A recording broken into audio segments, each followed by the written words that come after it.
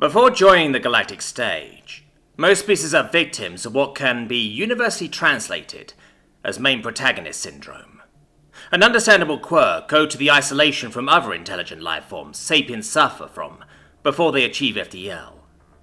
Usually, by the time a race makes first contact, they have imbibed themselves in at least a couple thousand years of self-centered media portraying them as the main character. This notion rarely survives more than a decade after this point. While the highly educated among them might have considered they weren't the biggest fish in the pond, their subconscious most likely still harbours that collective feeling of superiority that was bred into them through their journey into becoming a Type 2 civilization. In the end, all those who join the galactic stage are in for a culture shock. So it was for us, and so it is for the most recent arrivals, the humans. As a species, they initially appear to be unremarkable. The average height of humans puts them 10% below the galactic standard. Their physical strength and endurance are on par with what can be expected of bipedal mammals, who have evolved in the standard gravity world. When it comes to natural lifespan, as determined by genetics, it's 5% higher than average, but conditioned by a predisposition to malicious mutations. A formidable immune system places them in the top 30% in that category, but pales in comparison to species who have evolved to the point that they become immune to pathogens. Intellectually, humanity's lifespan allows them to reach specialized levels of education and benefit from such experts for a few decades before the next generation has to replace them, once more putting the species right at the galactic average. As a new arrival, their technology level is still primitive, but I foresee trade and reverse engineering will prompt them to quickly catch up to at least the level of other young races. We know mammalians tend to have higher than average innovation values, which raises the possibility of humans entering a golden age, as long as their progress isn't impeded. Culturally speaking, human society has followed what we've seen in most species of their type. As a xenohistorian, I must admit my excitement died down pretty quick when I saw humanity fit what seemed to be the universal template for mammalian societies. If you happen to be a colleague or enthusiast, I recommend you focus on fungal or insectoid species, as they more often than not can provide at least a few unique study opportunities. But let us get back to humans. One oddity worth mentioning is that a survey performed by one of the most prominent galactic entertainment conglomerates merely months after first contact showed 40% of those interviewed found humans to be appealing. This survey, must be said, did not include members of particularly xenophobic races. Still, human talent has been in high demand in recent years, so I cannot say it's just a matter of novelty. Inversely, humans find about 15% of other species appealing, which is 10 points below average but common in newcomers. The number will most likely climb as they integrate into the galactic community. Humanity's early interactions with other species have also followed our expectations. As a relatively young race with only a handful of planets under their control, they've been quick to seek out commercial and cultural ties with their immediate neighbours, and, as one of their sayings goes, make sure not to step on anyone's toes. Universal history shows the disposition of a species during first contact is literally up to a coin flip. Fortunately for humans, they had theirs during a xenophile phase in their social cycle, which in most cases leads to quicker growth and technological development. This might prove a double-edged sword, however, as rapid growth combined with the typically avid expansionism of early FTL civilizations often leads to the weakening of central government and infighting. From this cursory analysis, it would be logical to conclude the earlier label of unremarkable to be adequate. Any advantage humans might have over species which rate lower in a particular category can easily be bridged by commercially available augmentations. On the other hand, when compared to species in the higher brackets, I estimate it'll take at least 10 of their generations before their technology reaches a point where they can close the gap. Even then, this would only compensate for biological shortcomings. While many of the most ancient races have reached a period of technological stagnation, it will still be hundreds of years before humanity begins to even approach their level of advancement. In spite of this, there's still value in studying the species, though not as a whole, but for its individual members. Humanity has been part of the wider galactic community for less than 2 of their generations, yet exceptional stories featuring members of their race have become uncannily common. Many of my colleagues believe this is due to entertainment media taking advantage of the novelty effect, as well as the previously mentioned above-average appealing rates. While it definitely has helped the spread, after reviewing a number of reports and interviewing eyewitnesses, I concluded there was merit in delving deeper into this anomaly. I started at the beginning, with the first reported case of a human's actions going viral. This happened merely 3 years after first contact.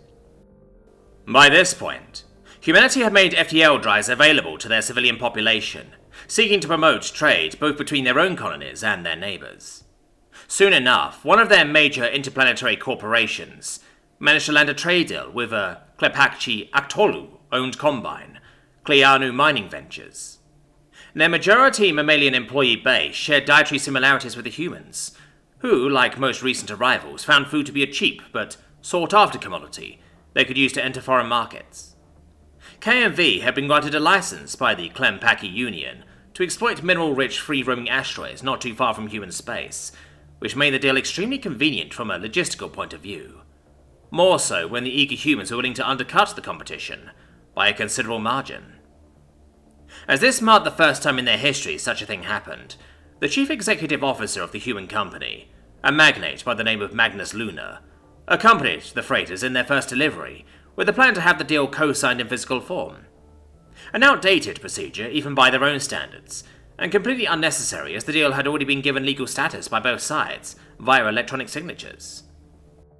Still, Luna insisted as he claimed the occasion deserved to be immortalized in more than simple computer code.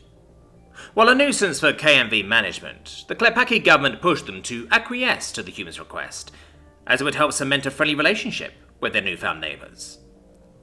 Unfortunately, the convoy was intercepted by a small pirate band who had been prowling in neutral space between both civilizations, knowing the new arrivals would be easy targets.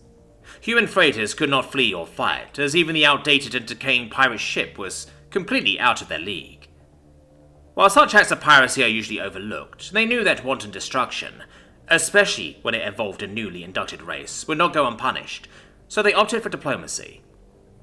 Understanding their position was untenable, Luna agreed to surrender himself as a hostage, as long as the convoy was granted safe passage.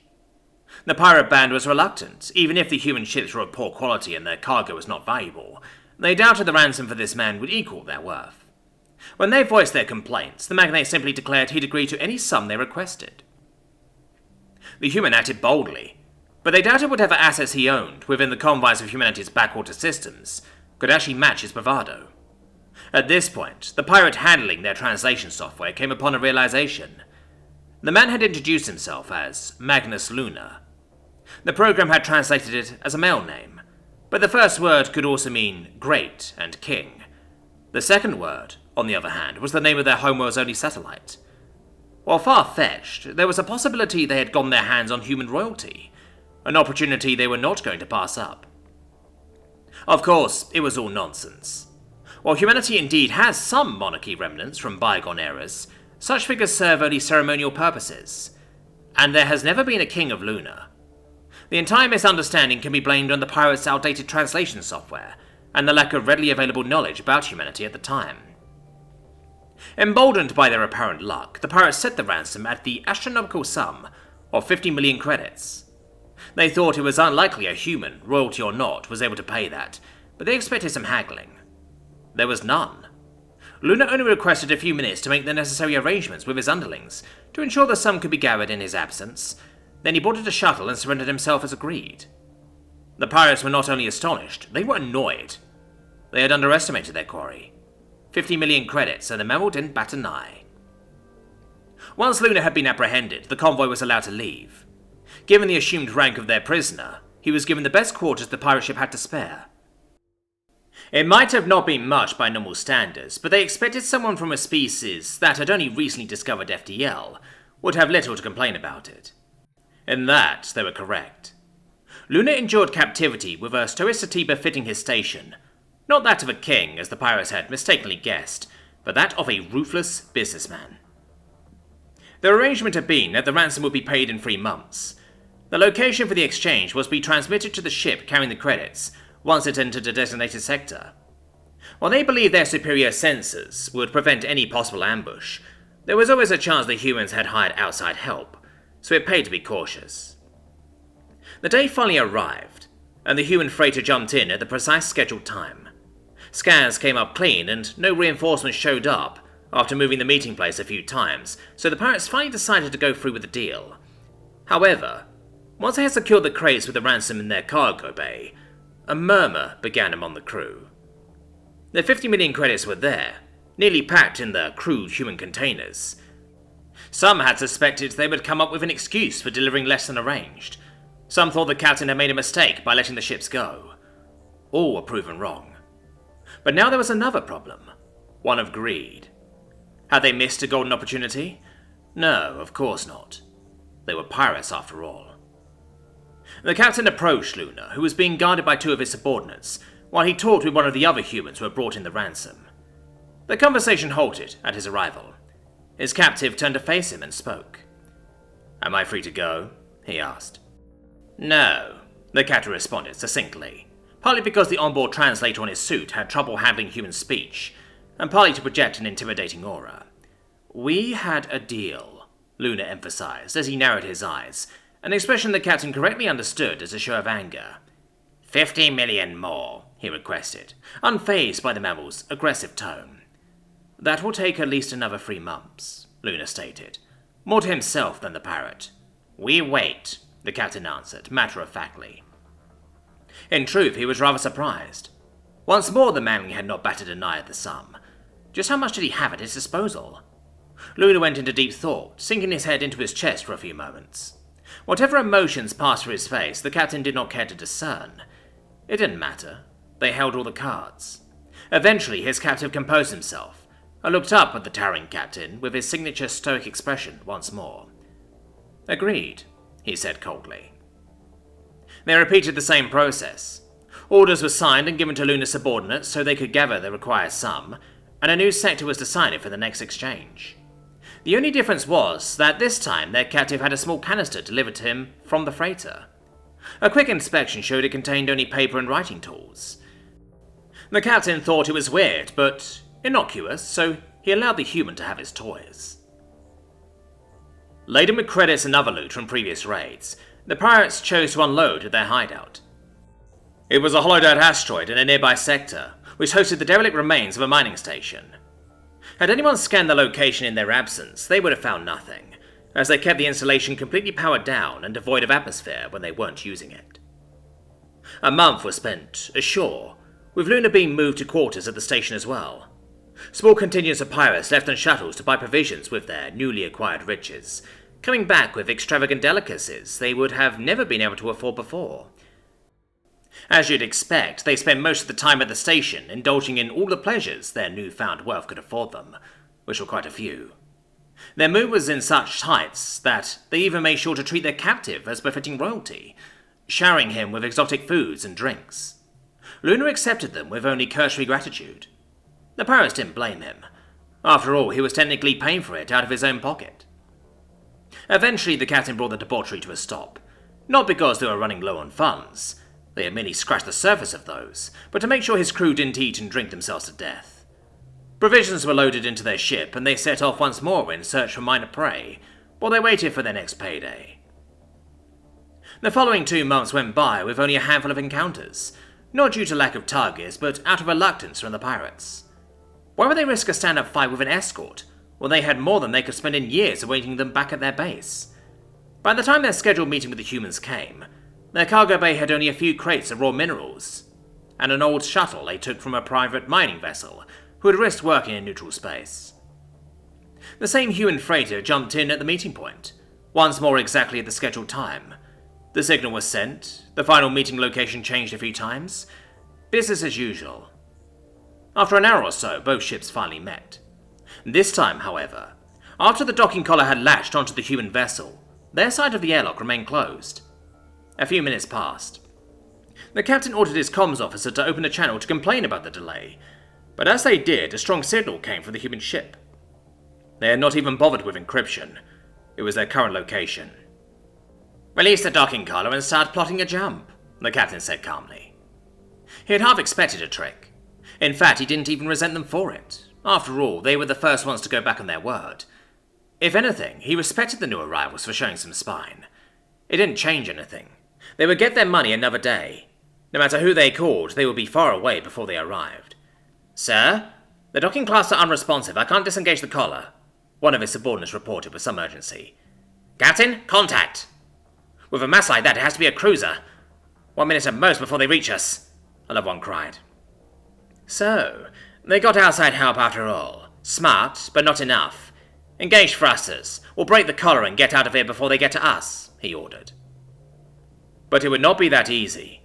As soon as their thrusters came online, the human ship engaged theirs as well, matching their movement so as to keep the ships docked together. While their output was considerably lower, their smaller size meant physics worked in their favour. The collar strained, screeching like a wounded beast, but no matter the violence of the pirates' manoeuvres, they could not shake off the persistent humans. 20 seconds, screamed the pirate in charge of the sensors, as he held on for dear life to his seat, the ship's inertial compensators unable to handle the strain. "Shoot them off," demanded another crewmate. "They are too close for cannons and missiles to blow us up too," the weapons officer shouted back.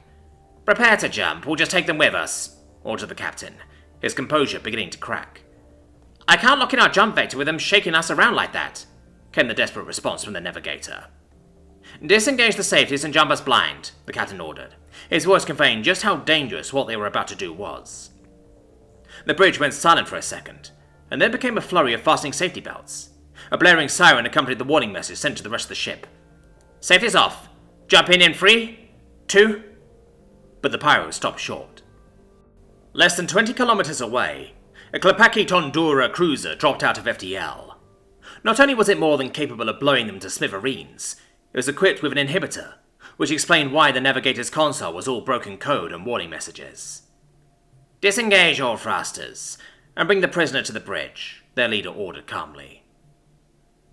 Luna joined them with the canister he was given under his arm, as the captain was hearing the predictable demands from the Klepaki cruiser. He muted the broadcast from their side, but kept the channel open so they could listen in. "Well played, human, but somewhat pointless. They won't destroy us while you are on board, which means we can't let you go.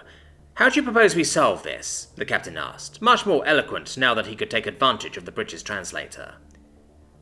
"The Klepaki have my permission to destroy this ship if you don't surrender," Luna informed him with a deadpan voice. "And risk an international incident with your race? Doubtful. I don't know if you are royalty or just filthy rich, but in either case you are definitely important enough not to kill," the captain retorted unconvinced. "Royalty? No.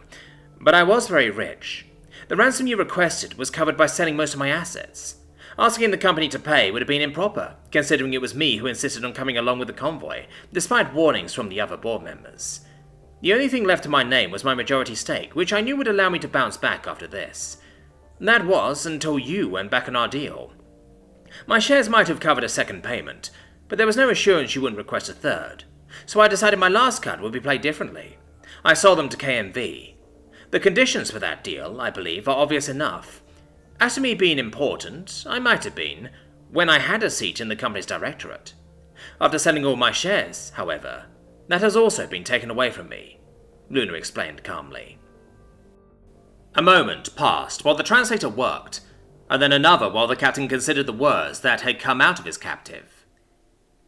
"Even if what you say is true, we have no reason to surrender.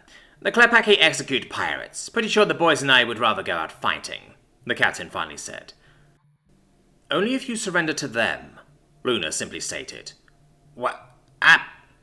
The captain finally understood what the human's plan was. "Surrender your ship to me. My men will board and take over. This is neutral space. As soon as this ship is under our control, the Klepaki cruiser has no further business here. Once they leave, I give you my word will allow you and your men to leave without being followed," the prisoner explained. "Once more, assuming you are speaking the truth, I suppose you'll want your credits back?" the captain asked, pretending he didn't know the answer already. "No. You let our convoy through, so I consider our initial deal to be somewhat valid. Those credits are yours," Luna said dismissively. The captain opened all 6 of his eyes in disbelief. I imagine the first thing he thought was that it was too good to be true. A ship that was barely good enough to raid on the outskirts of small civilizations in exchange for their lives and 50 million credits? With the shuttle they had taken for that miner ship, they had enough seats to evacuate the entire crew, so what the human suggested was indeed feasible. He might have tried to decide if the man could be trusted, but ultimately there was only one conclusion he could logically arrive at. Trust the human, in which case he might die, or not, in which case he would surely die. Agreed, he finally said, to the relief of his crew. Luna nodded and took a large parchment from the canister he was holding. He placed it on the closest surface, and pointed at a dotted line in the bottom. This contract contains the terms of our agreement. Sign your rank and name here and it will be finalized, he asked, as he held our writing utensil out. The captain scoffed. He hadn't actually written anything by hand since he was a youngling, so it took some effort, but he eventually did as requested. I thought my ship would have been trophy enough, human, he complained half-heartedly. Kindly inform our freighter the deal has been concluded, and open your side of the airlock, Luna answered, as he wrapped the contract with utmost care and placed it back inside the canister. His crew poured in, less in number than the pirates and wielding primitive weapons, but with the threat of the Klepaki still looming outside, it would have been pointless to try anything. The pirates relinquished their arms and were led to the shuttles, the captain being the last aboard as he stayed behind to confirm the cruiser left. One by one the shuttles flew off, probably half expecting to be blown up at any moment, but the human kept his word.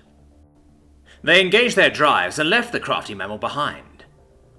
Or so they thought. It took a few days, as the shuttle's FTL drives had longer cooldown periods and less range, but eventually the entire gang arrived back at their hideout. To their surprise, not only hours after they had settled in and began talking about what their new ship would be, their previous one jumped in. Without sparing any warning, it fired on every docking bay and landing pad. Not only did they destroy all of their shuttles, the damage was so great that by the time the emergency bulkheads kicked in, they had lost most of their atmosphere. So much for your word, human, the captain spitefully said, as they finally deigned to hail them, Luna sitting on his old chair. We did not follow you. We found you, the man answered, undisturbed. I should have known. What did you do? Put trackers in our shuttles or something? The captain continued, not believing a word.